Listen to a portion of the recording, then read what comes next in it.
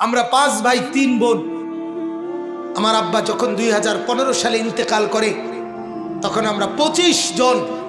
আমার আব্বা তখন ইন্তেকাল করে নাই, ঘরের মধ্যে বিছানায় শোয়া।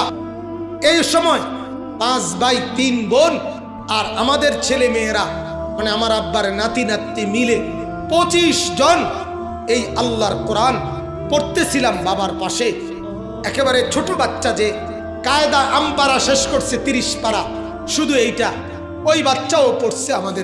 আমাদের ভাই বোনদের 25 জন বাচ্চা কোরআন পড়া অবস্থায় আমার আব্বার জান কবজ হইছে। আমি আমার মাকে জড়ায় ধরে বলছিলাম, মা, মুনকার নাকির প্রশ্ন করিলে আমার বাবা বলবে যে মুনকার নাকির আমার বংশের 25 জনকে আমার মাওলার কোরআন পড়া রাইখা এরপরে আমি কবরে আসছি। আমারে বুঝি জিগাও আমার রবকে। আমি রব না চিনলে আমার সন্তানকে দিন শিখাইতাম? হ্যাঁ, রব চিনব না কেন? হায় হায় হায়, ঘরের মধ্যে রঙিন টেলিভিশনের নর্তকীর ছবিওয়ালা রেখে আপনি কেমনে খবরে যাবেন চাচা? ও বলেন না, চায়ের দোকানে বিড়ি খাইতে খাইতে কেমনে খবরে যাবেন? বলেন না, জীবনের কামাই বলেন না বাপ, এই অর্থবিত্তের কি ফায়দা হইল বলেন না আমাকে? দয়া করে রহম করেন। যুবক, তুমিও রহম করো। বাপ, আপনারাও আপনাদের উপরে রহম করেন। হযরতে নূহ আলাইহিস সালাম, শুনতেছেন আমার কথা? নূহ আলাইহিস সালাম, হযরতে নূহ, কোরআনুল কারীমের মধ্যে আছে, যখন নৌকা ছেড়ে দিবে আল্লাহ তাআলা তুফান দিচ্ছে, তখন উনি ওনার ছেলে কেনান, কাফের ছেলেটাকে বলছে, বাপ, ও আমার সন্তান, ইয়া বুনাইয়ার কাম মা'না, আরে বাপ আয় না, এখনো সুযোগ আছে বাপ, তুফানের পানি চলে আসছে বাপ, এখনো সুযোগ আছে, আমার নৌকায় উঠে আয় না বাপ। ছেলেটা বলছে, না, আমি তোমার নৌকায় উঠবো না। সাআবি ইলা জাবালিন ইয়াসিমুনি মিনাল মা, আমি ওই উঁচা পাহাড়ের গিয়ে আশ্রয় নেব, ওই পাহাড় আমাকে তোমার ক্ষুধার পানির থেকে বাঁচাবে, এত উপরে পানি যাবে না। হযরত নূহ নবী বললেন, না রে বাপ, না রে বাপ, আজ কেউ আল্লাহর আযাব থেকে বাঁচাইতে পারবে না। এভাবে টানাটানি কোরআনে আছে, বাপ টানতেছে, নৌকায় উঠাইতে ইমান পড়াইয়া, ছেলে ইমান আনেও না, উঠেও না।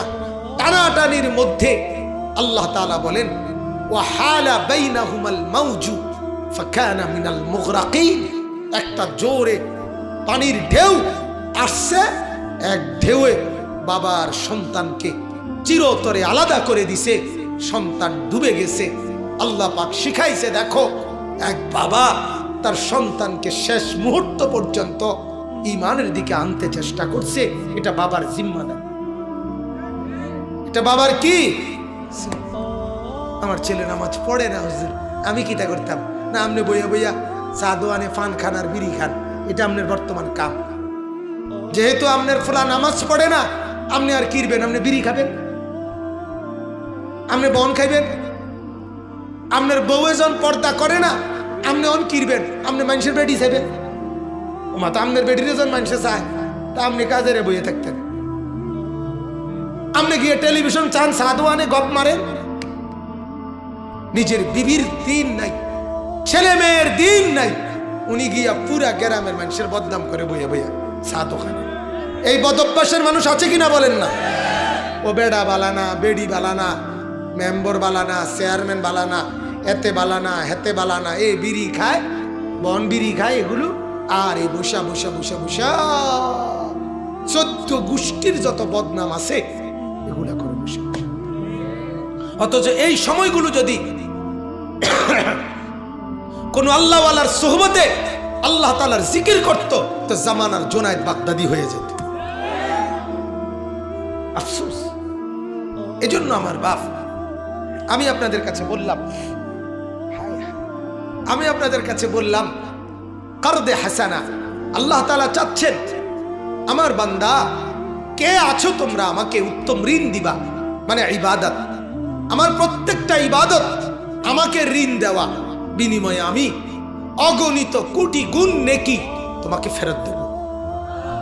এখন একটি প্রশ্ন হইল, ইবাদতকে ঋণ বলা হইল কেন? কথা বুঝছেন কিনা? তো তাফসীরের মধ্যে লিখছে, মুফাসসিরিনে কেরাম বলেন, ঋণ যেরকম আমাদের প্রতি মহব্বতের কারণে আল্লাহ এটা বলছে।